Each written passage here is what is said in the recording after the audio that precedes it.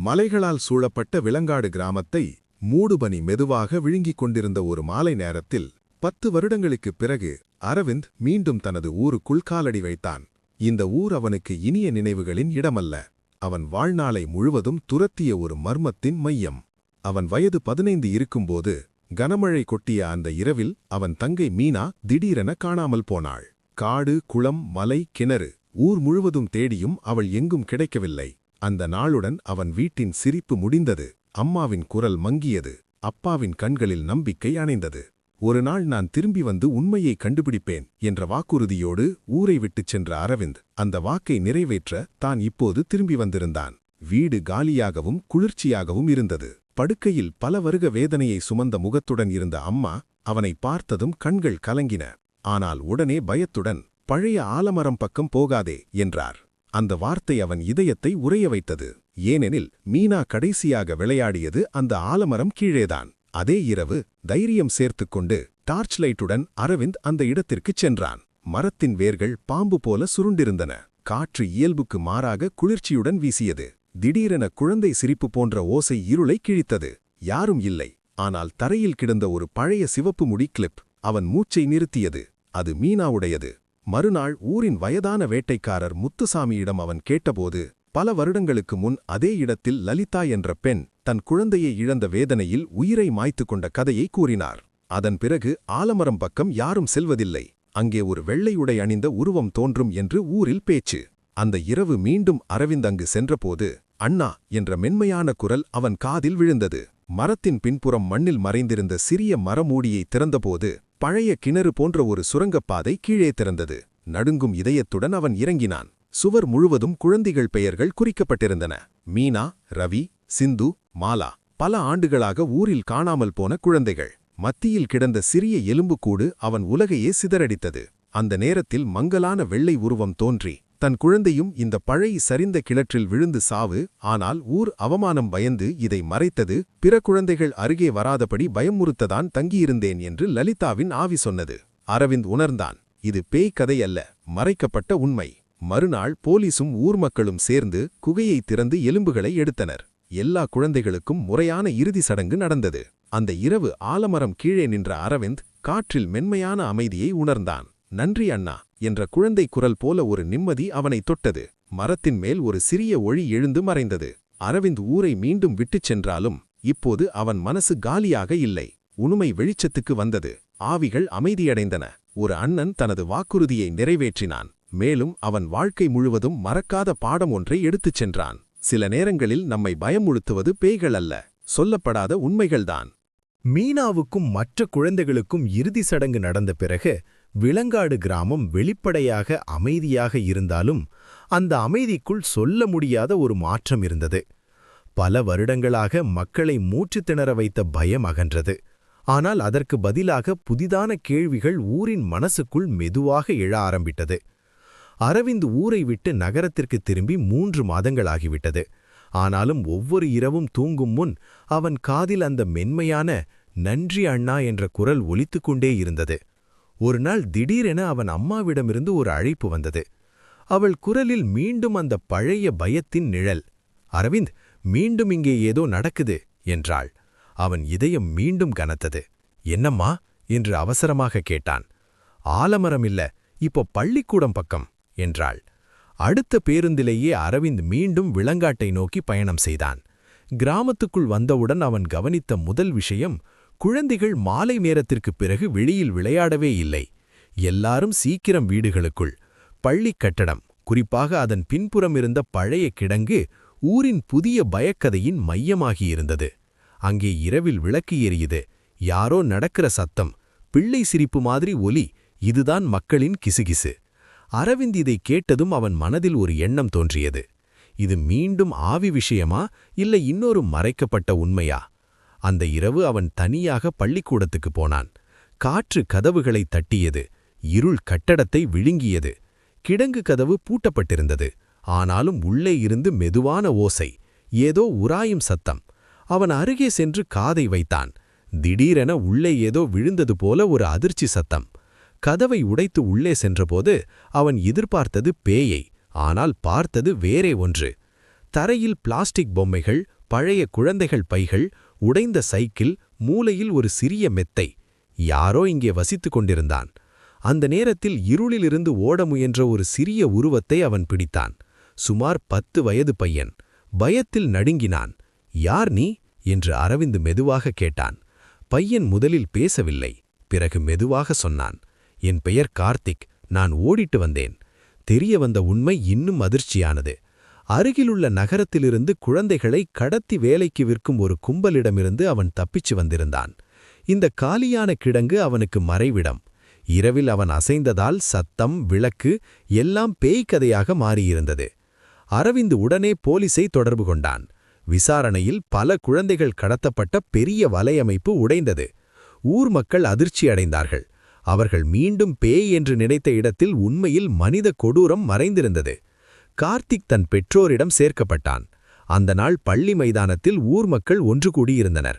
கிராமத் தலைவர் அரவிந்தை பார்த்து சொன்னார், முன்னாடி நீ எங்கள் குழந்தைகளுக்கு அமைதி கொடுத்தாய், இப்போ இன்னும் பல குழந்தைகளுக்கு உயிர் கொடுத்தாய். அந்த இரவு அரவிந்த் மீண்டும் ஆலமரம் கீழே நின்றான். இம்முறை காற்று குளிர்ச்சியாயிருந்தது, ஆனால் பயமில்லை. அவன் மனதில் ஒரு உண்மை உறுதியானது. இருள் 2 வகை. ஒன்று நாம் புரியாததால் வரும் பயம், இன்னொன்று மனிதர்கள் மறைக்கும் கொடூரம். முதல் முறையில் அவன் ஆவிகளுக்கு அமைதி கொடுத்தான். 2வது முறையில் உயிருள்ள குழந்தைகளை காப்பாற்றினான். வானத்தை நோக்கி பார்த்தான். மீனா, இப்போ நான் பயப்பட மாட்டேன் என்றான் மெதுவாக. காற்று மெதுவாக அவன் முகத்தை தொட்டது. அந்த தொடுதலில் நன்றி, அமைதி மற்றும் ஒரு புதிய தைரியம். விலங்காடு இனி மர்மத்தின் ஊர் அல்ல, உண்மையை எதிர்கொண்ட ஊர். அரவிந்த் புரிந்து கொண்டான். சில நேரங்களில் நம்ம வாழ்க்கையின் நோக்கம் நம்மை துரத்தும் இருளை ஓடவிடுவதல்ல, அதுக்குள் நடந்து சென்று விளக்கு ஏற்றுவது. கார்த்திக் மீண்டதும், குழந்தை கடத்தல் கும்பல் பிடிபட்டதும் விலங்காடு கிராமம் மீண்டும் சுவாசிக்க கற்றுக்கொண்டது. ஆனால் சில இடங்களுக்கு வரலாறு இருக்கும். அந்த இடம் அமைதியாக இருந்தாலும் அதன் மண் நினைவுகளை மறக்காது. அரவிந்த் இப்போது அடிக்கடி ஊருக்கு வர ஆரம்பித்திருந்தான். குழந்தைகள் பாதுகாப்பு குறித்து விழிப்புணர்வு முகாம்கள் நடத்தினார். பள்ளியில் சிசிடிவி, தெருக்களில் விளக்கு. ஊர் மாறிக்கொண்டிருந்தது. ஆனாலும் அவன் உள்ளே மட்டும் ஒரு விசித்திரமான உணர்வு.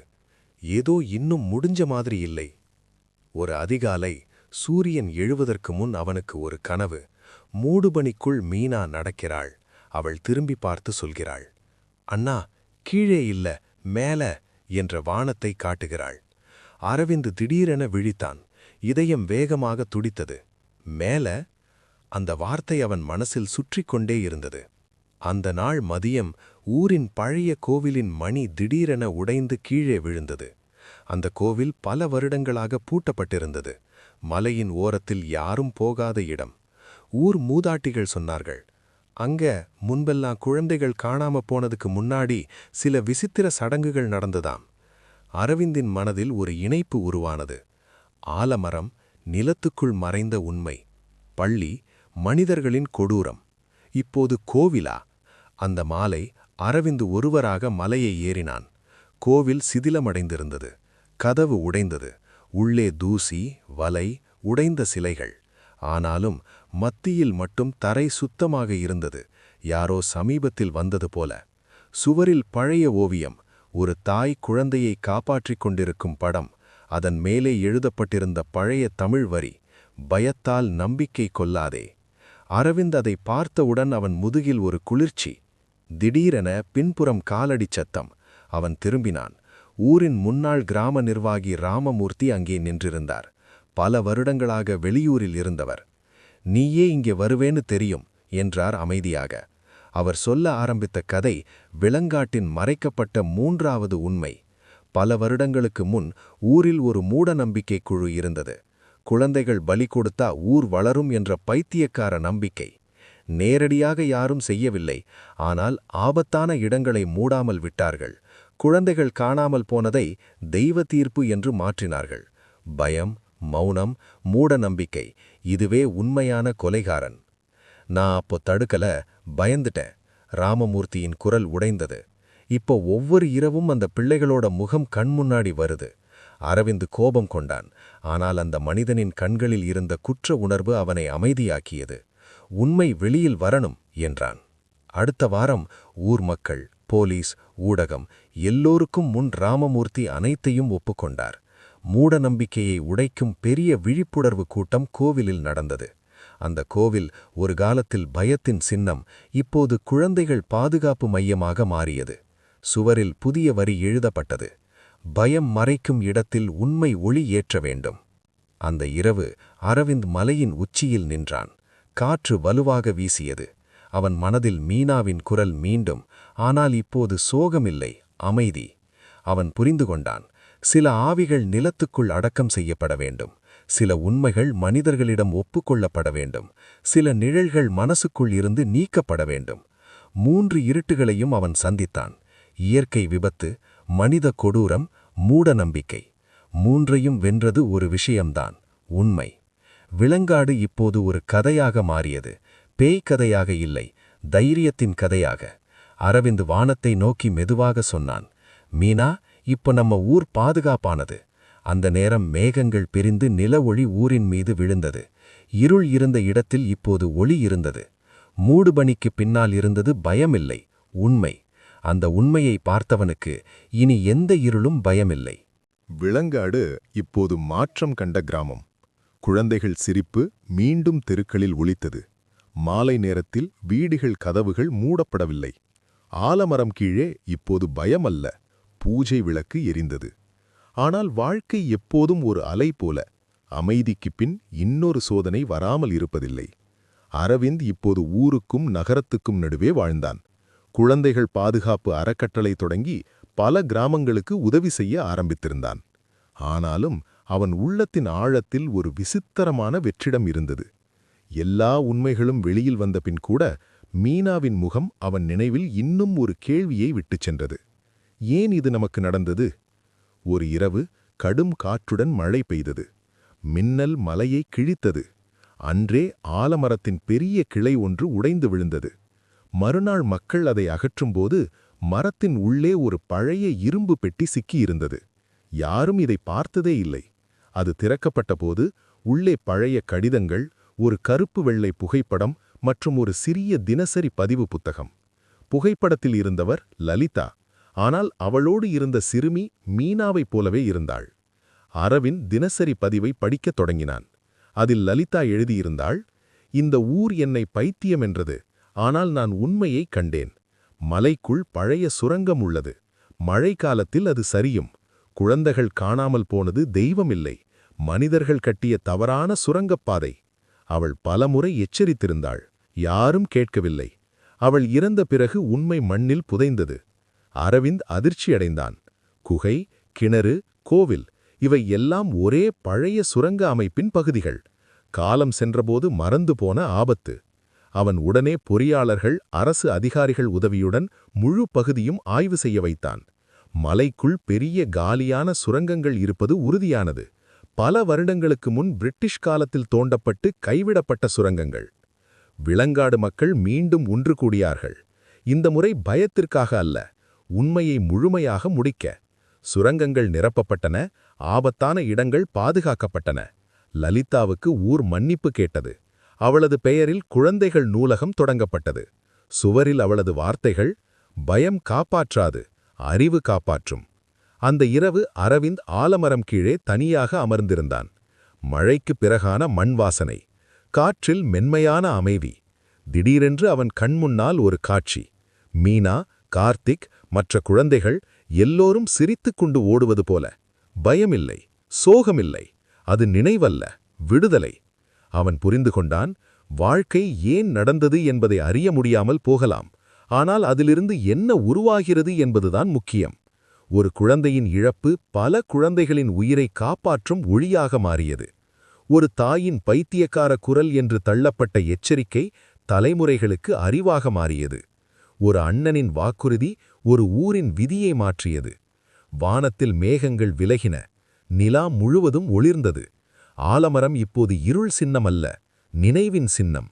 அரவிந்த் மெதுவாக சொன்னான்: மீனா, இப்ப புரியுது.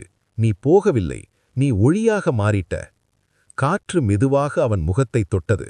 அந்த தொட்டதில் துக்கமில்லை, பெருமை இருந்தது. விலங்காடு கதை இங்கே முடிவதில்லை. அது ஒவ்வொரு கிராமத்திலும், ஒவ்வொரு குடும்பத்திலும் ஒவ்வொரு குழந்தையின் சிரிப்பிலும் தொடர்கிறது. ஏனெனில் மூடுபனியின் பின்னால் எப்போதும் ஒரு இருள் இருக்காது. சில நேரங்களில் அங்கே பிறக்க காத்திருக்கும் ஒளி இருக்கும்.